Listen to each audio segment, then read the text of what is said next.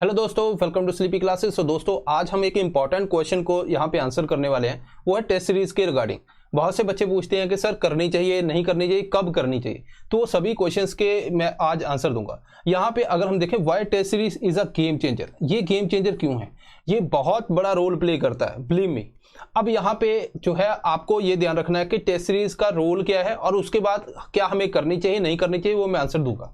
अब यहाँ पे स्टार्ट करते हैं। पहले इंपॉर्टेंस देख लेते हैं कि भाई जो प्रीलिम्स की जो टेस्ट सीरीज है उसकी क्या इंपॉर्टेंस है। पहला है कि जैसे मान लीजिए आप एग्जाम में गए, जो इस साल बहुत से बच्चों के साथ हुआ, एग्जाम में गए तो उनके जो पहले अच्छा खासा उन्होंने पढ़ा, लेकिन एग्जाम के अंदर प्रेशर की वजह से ना वो वहां पे इतना अच्छा परफॉर्म नहीं कर पाए और कुछ क्वेश्चन गलत हो गए। अब कुछ क्वेश्चन जो है वो बहुत क्वेश्चन होते हैं, एक दो क्वेश्चन का वैल्यू जो है यूपीएससी के अंदर बहुत बड़ी होती है। तो वो अगर आपकी स्किल नहीं है तो फिर वहां पे दिक्कत आती है। तो जैसे मान लीजिए आपने कोई भी जो सिलेबस कर लिया, आपने जो भी सिलेबस है सारा कर लिया, आपने रिवीजन भी कर ली, ठीक है, रिवीजन भी कर ली, सब कुछ कर लिया आपने, तब भी क्या आपको लगता है कि आपका प्री जो है वो पूरा हो चुका है? नहीं, जब तक आप टेस्ट वहां पे नहीं देते। टेस्ट जो है आपकी स्किल लेके आता है। स्किल की वजह से क्या होता है कि दो तीन क्वेश्चन तो आप ऐसे होंगे, जैसे नन करके आ गया, ऑल करके आ गया, ऐसी जो चीजें हैं ना माइनर सी। कई बार क्या होता है कि हम बहुत ही क्लोज ऑप्शंस हैं उनके बीच में कंफ्यूज हो जाते हैं बिकॉज हमने टेस्ट सीरीज नहीं की। तो टेस्ट सीरीज बेसिकली अगर आपने की है, आपको पता है स्किल। अब ये स्किल क्या करती है, एक आपको इंट्यूशन देती है, ठीक है। इंट्यूशन का मतलब क्या है कि आपने कोई स्टेटमेंट पढ़ी, आपको बहुत अच्छे से याद नहीं, मे भी हो सकता है आपने अपने जो नोट्स हैं वहां पे भी ना हो, लेकिन आपको इंट्यूशन आती है कि ये सही हो सकती है, गलत हो सकती है, ठीक है। तो यहाँ पे पहले की एक्चुअल एनवायरनमेंट को सिमुलेट करता है, वैसा ही आपके ऊपर प्रेशर रहता है। अब जैसे मान लीजिए आपने कोई टेस्ट सीरीज ज्वाइन की, आपने वहां पे टेस्ट दिया, अब उसके बाद क्या है, एक तो प्रेशर है कि आपकी तैयारी है नहीं है, आपको टेस्ट देना है, पहली बात होगी। दूसरी, जो बाकी बच्चों ने दिया उसके हिसाब से आपका रैंक है, क्या रैंक है, कहां पे आप स्टैंड करते हो, आपकी क्या गलती है। तो ये बहुत इंपॉर्टेंट है। कुछ माइनर आप मिस्टेक वहां पे करते हो कि कोई आता हुआ सवाल गलत कर दिया, किसी में 50-50 था वो गलत कर दिया, या फिर ऐसे ही अटेम्प्ट करते गए, आपको पता ही नहीं कि वो आपको आता है नहीं आता। तो ये सारी जो गलतियां हैं, ये अगर हमें पहले ही पता चल जाए तो फिर यहां पे हमें कोई दिक्कत नहीं आती। दूसरी बात, दूसरा है कि सेल्फ असेसमेंट। अब देखो मान लीजिए आपने कोई टेस्ट दिया, लेट्स से कि पॉलिटी का कोई टेस्ट दिया। अब पॉलिटी के टेस्ट के अंदर आपको पता चला आपके मार्क्स जो है ना कम आ रहे हैं, तो आप क्या करोगे? मार्क्स कम आ रहे हैं तो आप इसको डिवाइड करोगे, क्या वो कॉन्सेप्ट जो है वहां पे मेरी गलती हो रही है या फैक्ट है। फैक्ट के अंदर क्या है, कोई कॉन्स्टिट्यूशनल बॉडी है, नॉन कॉन्स्टिट्यूशनल बॉडी है ना, उनका क्राइटेरिया है, क्वालिफिकेशन, ये सब कुछ यहाँ पे आ गया। तो अब यहाँ पे अगर यहाँ तो कॉन्सेप्ट में वीकनेस है या फैक्ट में, अगर फैक्ट में है तो आप उसको फैक्ट को पढ़ोगे। ये सेल्फ असेसमेंट होती है। तो मतलब अगर आप 2 घंटे के अंदर कोई टेस्ट दे रहे हो तो उसके बाद 2 से 3 घंटे जो है उसकी असेसमेंट करनी है। ये जो है ये है असल में गेम चेंजर, ठीक है जी। दूसरी बात है कि अब जो भी गैप्स आपके रह गए कि कौन सा सब्जेक्ट वीक है, क्या करंट की मुझे और रिवीजन करनी है, तो वो भी आपके यहाँ पे फिल हो जाएंगे।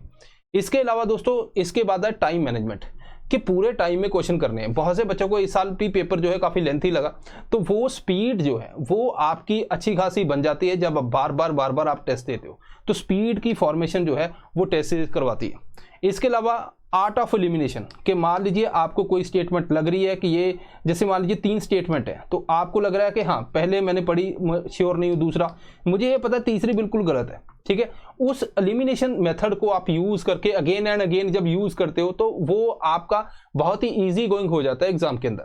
तो ये एक बहुत ही अच्छी स्किल है जो हमें, जैसे मान लीजिए आपने पढ़ा, वहां से आपको आर्ट ऑफ एलिमिनेशन नहीं मिलेगी, ये जब तक आप टेस्ट नहीं देते तब तक नहीं आएगी। ये है माइक्रो एंड मैक्रो रिवीजन, कि आपको कोई लगता है कि पर्टिकुलर सब टॉपिक जो है वो मेरा वीक है तो उसको हम रिवाइज करेंगे, ठीक है, या फिर अगर आपको लग रहा है पूरा सब्जेक्ट वीक है तो उसको रिवाइज करेंगे। तो उसी हिसाब से वो रिवीजन हमारी प्रायोरिटी जो है सेट हो जाती है। इसके अलावा बात करेंगे परफॉर्मेंस ट्रैकिंग की, आप कितना परफॉर्म कर पा रहे हो। कई बार क्या होता है कि आपको इतना अच्छे से आपने पढ़ा नहीं है, तब भी आपको एग्जाम के अंदर परफॉर्म करना है। इस बार आप एग्जाम में देखो, आपको बहुत से क्वेश्चन ऐसे लगेंगे कि हाँ मैं अगर पढ़ भी लेता तो ये मुझे नहीं आते। तो वैसे क्वेश्चन को कैसे टैकल करना है, क्या उसमें से अगर 10 क्वेश्चन ऐसे हैं तो मैं 2-3 क्या सही कर पा रहा हूँ, क्या वो निकालूंगा उससे। तो वो सारी चीजें जो है ना वो आपको पता चलती है। और बहुत से बच्चे इस बार एग्जाम दिया, अभी गलतियां हैं तो अब अगले साल के लिए हम उसको ठीक करेंगे, ये है। लेकिन अगर हम पहले से ही उसको गलतियों को पहचान ले तो अपना कोर्स करेक्शन सही से कर सकते हैं। तो ये यहाँ पे अगर हम देखें इंपॉर्टेंट जो है टेस्ट सीरीज की ये इंपॉर्टेंस है। अब यहाँ पे प्रीलिम जो टेस्ट सीरीज है प्री की, उसके अंदर हमने इंपॉर्टेंस बहुत जान ली, ठीक है। अब यहाँ पे कुछ और भी चीजें देख लेते हैं। पहली बात है कि अगर मान लीजिए आपने टेस्ट सीरीज दी, ठीक है, अब उसके अंदर इशू क्या आ सकता है? इशू ये आ सकता है कि वो सब स्टैंडर्ड है। सब स्टैंडर्ड का मतलब क्या है दोस्तों कि वो यूपीएससी के लेवल के हिसाब से नहीं है, ठीक है। इंफॉर्मेशन इनकरेक्ट है, इन्फो इनकरेक्ट है, वो हो सकता है। तो ऐसी टेस्ट सीरीज करने का कोई फायदा नहीं, ठीक है। तो आपको जो टेस्ट सीरीज करनी है एक तो यूपीएससी के हिसाब से हो। अब आपको कैसे पता चलेगा?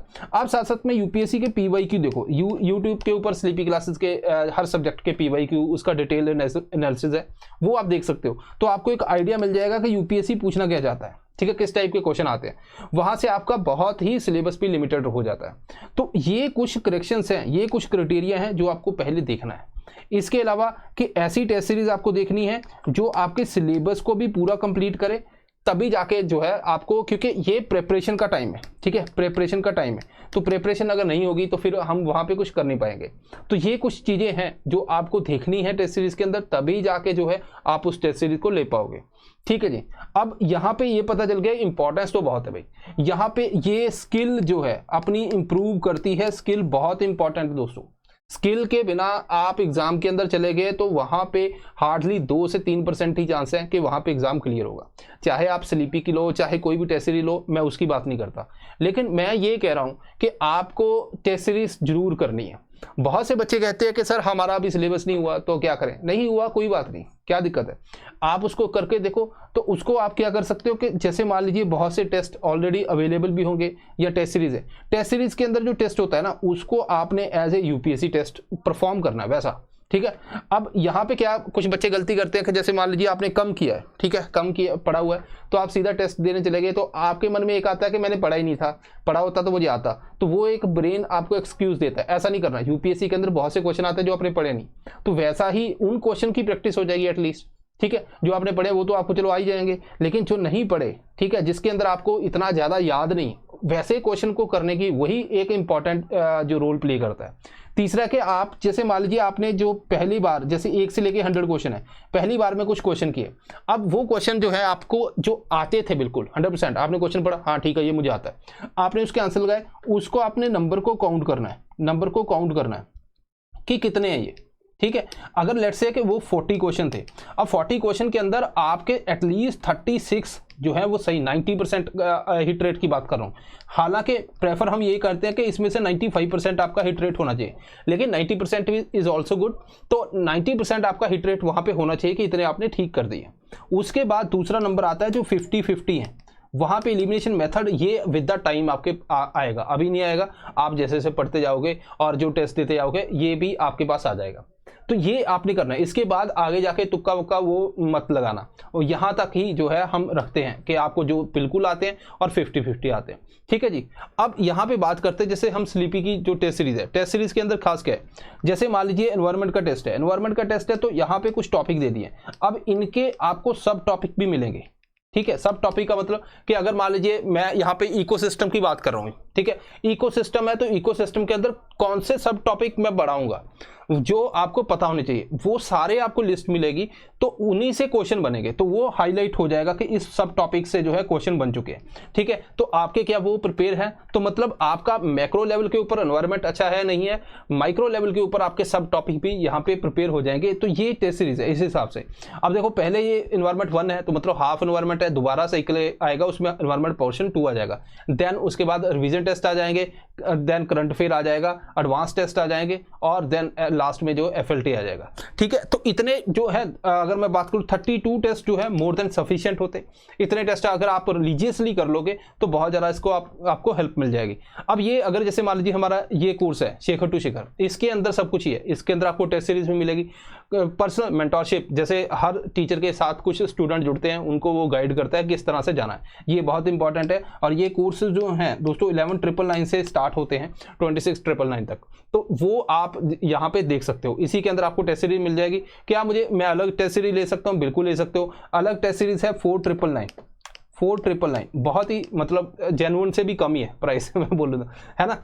तो ये प्राइस है, इस मतलब जो खर्चा पानी वही पूरा होता है, इसके अंदर कुछ प्रॉफिट वगैरह का कोई रोल नहीं है, ठीक है जी।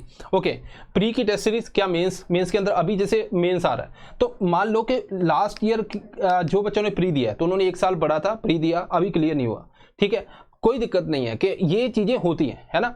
अब यहाँ पे इस साल के लिए क्या करना है, आपको क्या करना है, मेंस जब है यूपीएससी का, वहां तक आपको भी पूरा मेंस वैसे ही पढ़ना है जैसे आपका भी है।